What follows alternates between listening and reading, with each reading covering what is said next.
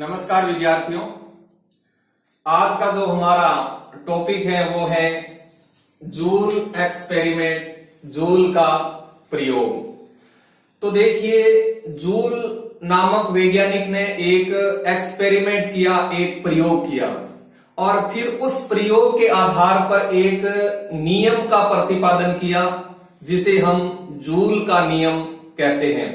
तो जूल ने कौन सा एक्सपेरिमेंट किया और उस एक्सपेरिमेंट के आधार पर कौन से नियम का प्रतिपादन किया, इसके बारे में आज हम इस वीडियो में जानेंगे। तो देखो, सबसे पहले हम देखते हैं कि जूल का एक्सपेरिमेंट क्या था, यानी जूल ने कौन सा प्रयोग किया। तो देखो, जूल ने ए और बी दो बल्ब लिए जो कि आपस में एक स्टॉपर के द्वारा जुड़े हुए हैं, यानी दोनों बल्बों के बीच में एक स्टॉपर लगा हुआ है।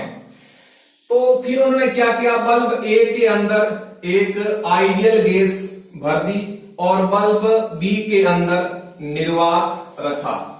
फिर इन दोनों बल्बों को जल से भरे हुए एक बीकर के अंदर रख दिया। इस बीकर में एक विलोडक एवं एक तापमापी लगा हुआ है। फिर विलोडक की सहायता से इस जल को अच्छी तरह से हिला दिया और जल को हिलाने के बाद तापमापी की सहायता से इस जल का तापमान, टेम्परेचर नोट कर लिया। फिर उसके बाद जूल ने देखो क्या किया, इसके बाद जूल ने इस स्टॉपर को खोल दिया। तो जब इस स्टॉपर को खोला तो जो बल्ब ए के अंदर गैस भरी हुई थी वह गैस बल्ब बी में प्रसारित हो जाती है, यानी जो गैस है वो बल्ब ए और बी दोनों में समान रूप से फैल जाती है। यानी गैस जो पहले सिर्फ बल्ब ए के अंदर भरी हुई थी, बल्ब बी में निर्वात था, तो जैसे इस स्टॉपर को खोला तो बल्ब ए के अंदर जो गैस भरी हुई थी वह गैस बल्ब बी में एक्सपेंड यानी प्रसारित हो जाती है। फिर उन्होंने क्या किया, इस स्टॉपर को खोलने के बाद जब गैस बल्ब ए से बल्ब बी में प्रसारित हो गई तो फिर उन्होंने इस विलोडक की सहायता से इस पानी को अच्छी तरह से हिला दिया, यानी जल को अच्छी तरह से हिला दिया और फिर इस बीकर को कुछ समय के लिए स्थिर छोड़ दिया। इसके बाद जूल ने तापमापी की सहायता से बीकर में भरे जल का तापमान नोट किया। तो इन्होंने देखा कि जल के तापमान में कोई परिवर्तन नहीं होता है, यानी इस स्टॉपर को खोलने से पहले जो जल का तापमान था वही तापमान इस स्टॉपर को खोलने के बाद जल का प्राप्त हुआ, यानी इस जल के तापमान में कोई परिवर्तन नहीं हुआ।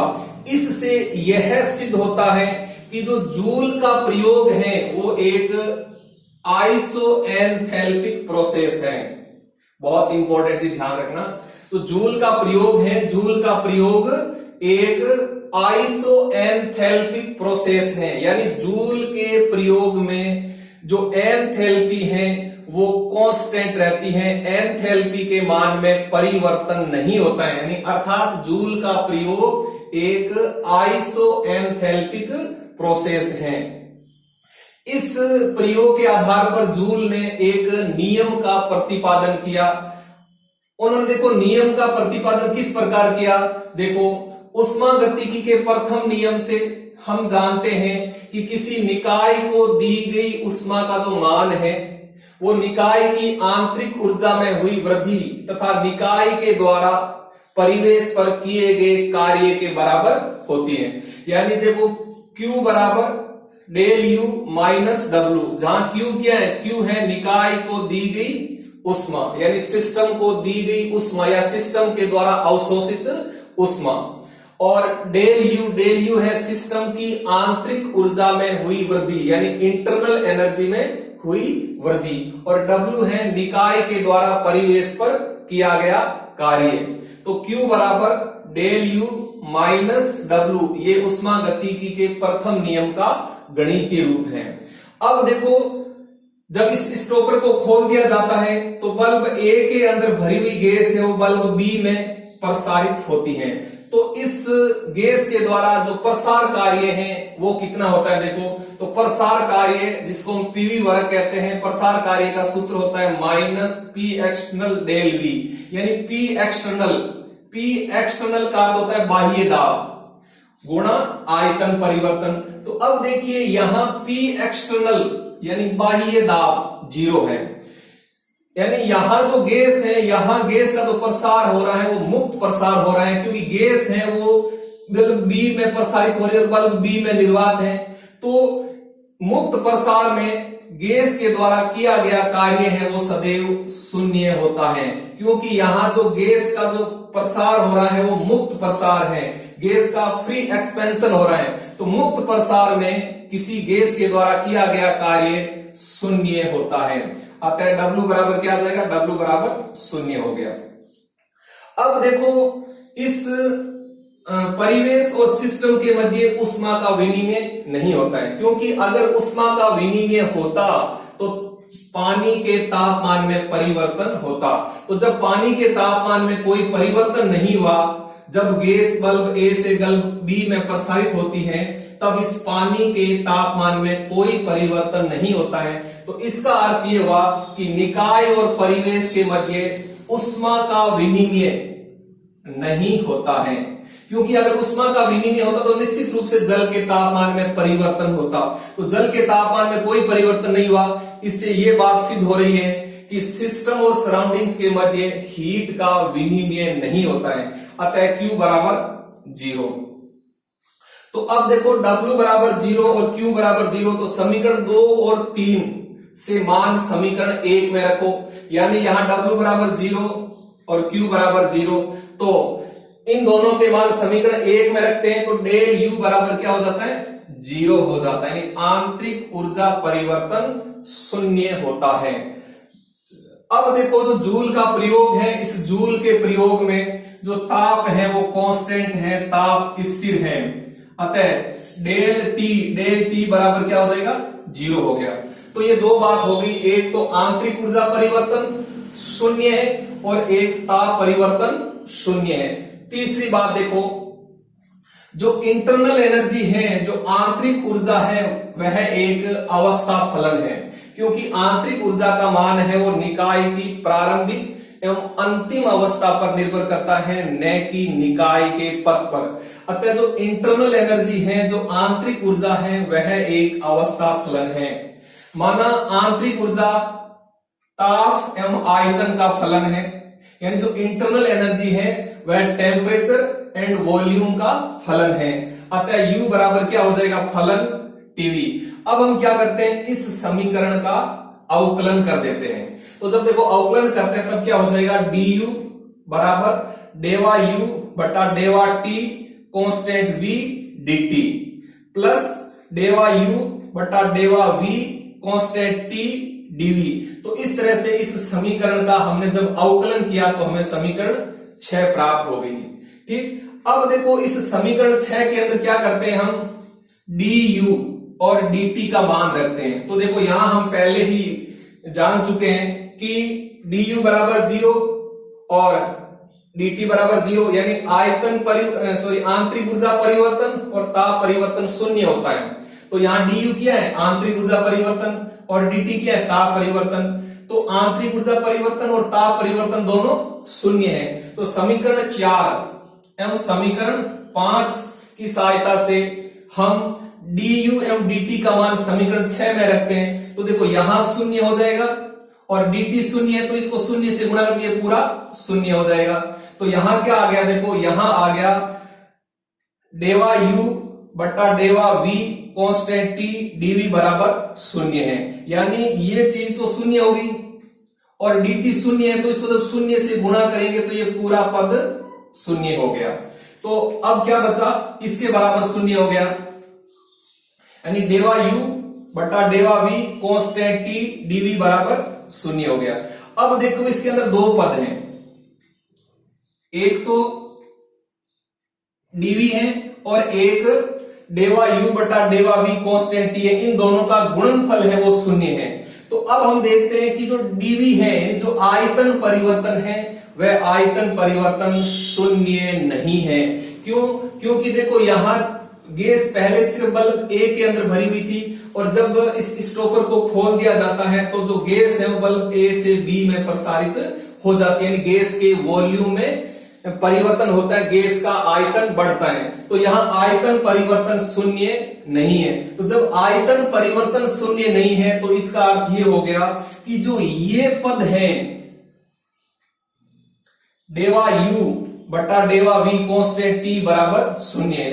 तो डेवा यू बटा डेवा वी कांस्टेंट टी बराबर शून्य। तो ये समीकरण नंबर 7 आ गई। अब देखो इस समीकरण 7 से क्या निष्कर्ष निकलता है, तो देखो समीकरण 7 से जो निष्कर्ष निकलता है वही जूल का नियम है। तो देखो समीकरण 7 समीकरण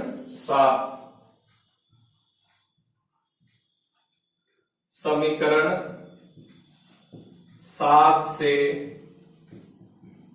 स्पष्ट है कि, अब देखो समीकरण 7 से क्या स्पष्ट है, समीकरण 7 से स्पष्ट है कि स्थिर ताप पर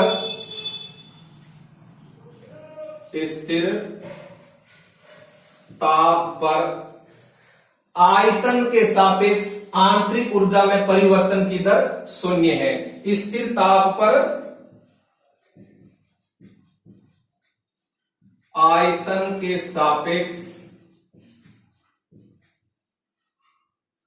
आंतरिक ऊर्जा में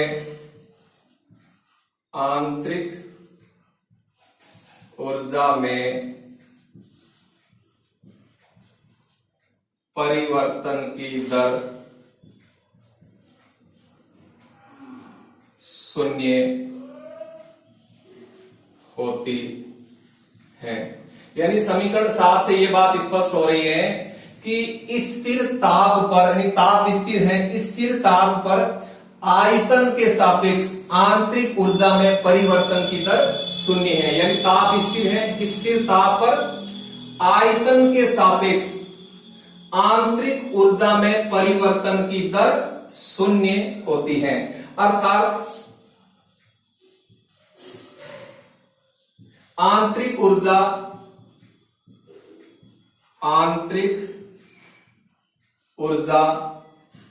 आयतन पर,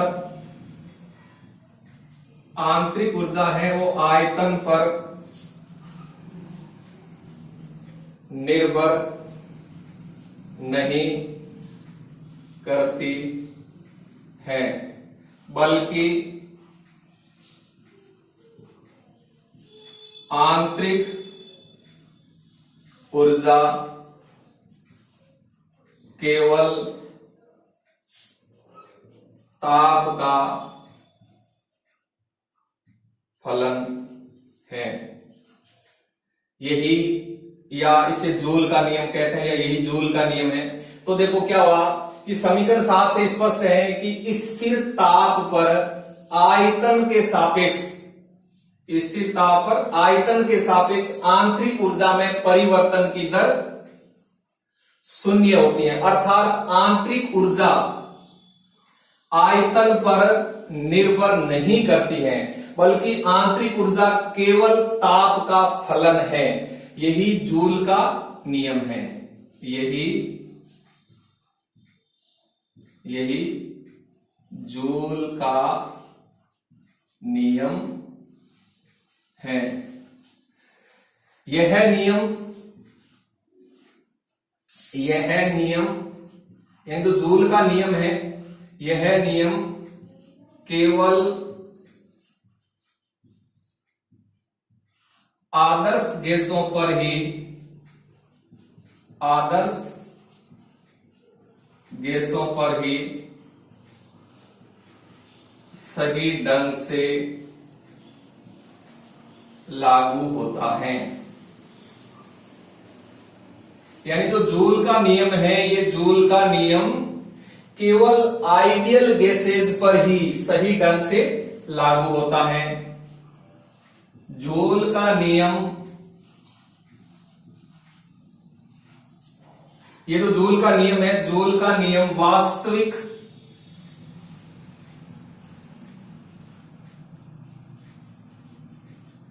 गैसों पर लागू नहीं होता है। यानी जो जूल का नियम है, यह जूल का नियम केवल आइडियल गैसेज पर ही सही ढंग से लागू होता है। जूल का नियम वास्तविक गैसों पर लागू नहीं होता है। यानी वास्तविक गैस के लिए डेवा U बटा डेवा V कांस्टेंट T बराबर 0 नहीं होता है। तो ये जूल का नियम हो गया। तो दोबारा देखिए जूल का नियम क्या है। जूल ने बताया कि एक आइडियल गैस की जो आंतरिक ऊर्जा है, एक आदर्श गैस की आंतरिक ऊर्जा गैस के आयतन पर निर्भर नहीं करती है, बल्कि एक आदर्श गैस की जो आंतरिक ऊर्जा है वह केवल ताप का फलन होती है। यानी एक आइडियल गैस की इंटरनल एनर्जी गैस के वॉल्यूम पर निर्भर नहीं करती है, बल्कि इंटरनल एनर्जी केवल ताप का फलन होती है। यही जूल का नियम है। और ये जो जूल का नियम है, ध्यान रखना, केवल आदर्श गैसों पर ही सही ढंग से लागू होता है। यह जूल का नियम वास्तविक गैसों पर लागू नहीं होता है। तो इस प्रकार से जूल ने अपना प्रयोग करके उस प्रयोग के आधार पर एक नियम का प्रतिपादन किया, जिसे हम जूल का नियम कहते हैं। इस नियम के अनुसार आदर्श गैस का यानी आदर्श गैस की आंतरिक ऊर्जा गैस के आयतन पर निर्भर नहीं करती है, बल्कि एक आदर्श गैस की आंतरिक ऊर्जा केवल ताप का फलन होती है। तो अब आप असाइनमेंट के रूप में एक क्वेश्चन नोट कीजिए। तो क्वेश्चन लिखिए, सिद्ध कीजिए कि यानी ऊष्मागतिकी के आधार पर सिद्ध कीजिए कि एक आदर्श गैस की आंतरिक ऊर्जा गैस के आयतन पर निर्भर नहीं करती है, बल्कि आदर्श गैस की आंतरिक ऊर्जा केवल ताप का फलन होती है। इसे आपको ऊष्मागतिकी के आधार पर सिद्ध करना है। दोबारा सुनिए, ऊष्मागतिकी के आधार पर सिद्ध कीजिए कि एक आदर्श गैस की आंतरिक ऊर्जा गैस के आयतन पर निर्भर नहीं करती है, बल्कि एक आदर्श गैस की आंतरिक ऊर्जा केवल ताप का फलन होती है। धन्यवाद, थैंक यू।